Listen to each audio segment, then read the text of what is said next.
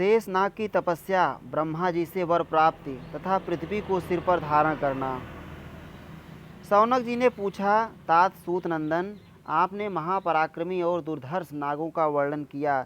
अब यह बताइए कि माता कद्रु के उस साप की बात मालूम हो जाने पर उन्होंने उसके निवारण के लिए आगे चलकर कौन सा कार्य किया।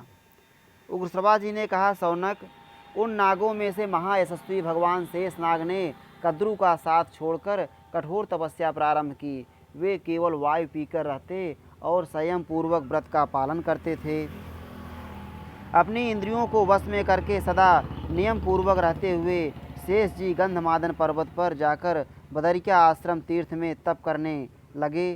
तत्पश्चात गोकर्ण, पुष्कर, हिमालय के तटवर्ती प्रदेश तथा भिन्न भिन्न पुण्य तीर्थों और देवालयों में जाकर संयम नियम के साथ एकांतवास करने लगे। ब्रह्मा जी ने देखा शेषनाग घोर तप कर रहे हैं। उनके शरीर का मांस, त्वचा और नाड़ियाँ सूख गई हैं। वे सिर पर जटा और शरीर पर वल्कल वस्त्र धारण किए मुनिवृत्त से रहते हैं। उनमें सच्चा धैर्य है और वे निरंतर तप में संलग्न हैं। यह सब देखकर ब्रह्मा जी उनके पास आए और बोले, शेष, तुम यह क्या कर रहे हो? समस्त प्रजा का कल्याण करो। अनघ, इस तीव्र तपस्या के द्वारा तुम संपूर्ण प्रजा वर्ग को संतप्त कर रहे हो। शेषनाग, तुम्हारे हृदय में जो कामना हो वह मुझसे कहो।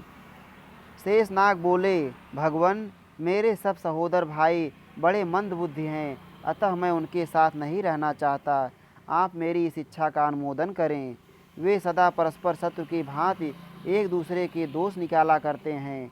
इससे ऊब कर मैं तपस्या में लग गया हूँ, जिससे मैं उन्हें देख ना सकूँ।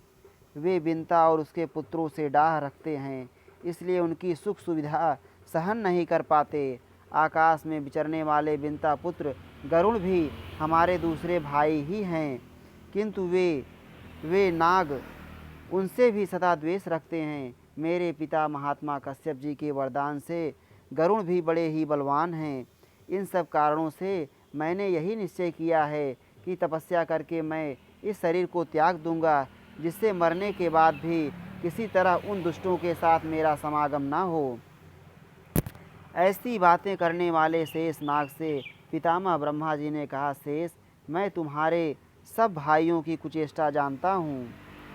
माता का अपराध करने के कारण निश्चय ही तुम्हारे उन सभी भाइयों के लिए महान भय उपस्थित हो गया है। परंतु भुजंगम, इस विषय में जो परिहार अपेक्षित है उसकी व्यवस्था मैंने पहले से ही कर रखी है, अतः अपने संपूर्ण भाइयों के लिए तुम्हें शोक नहीं करना चाहिए। शेष, तुम्हें जो अभीष्ट हो वह वर मुझसे मांग लो। तुम्हारे ऊपर मेरा बड़ा प्रेम है, अतः आज मैं तुम्हें अवश्य वर दूंगा। पन्नगोत्तम, यह सौभाग्य की बात है कि तुम्हारी बुद्धि धर्म में दृढ़तापूर्वक लगी हुई है। मैं भी आशीर्वाद देता हूँ कि तुम्हारी बुद्धि उत्तरोत्तर धर्म में स्थित रहे। शेष जी ने कहा, देव पितामह परमेश्वर, मेरे लिए यही अभीष्ट वर है कि मेरी बुद्धि सदा धर्म, मनोनिग्रह तथा तपस्या में लगी रहे।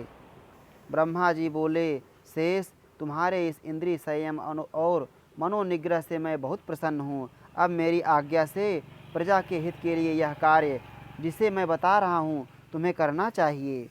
शेषनाग, पर्वत, वन, सागर, ग्राम, बिहार और नगरों सहित यह समूची पृथ्वी प्रायः हिलती डुलती रहती है। तुम इसे भली भांति धारण करके इस प्रकार स्थित रहो जिससे यह पूर्णतः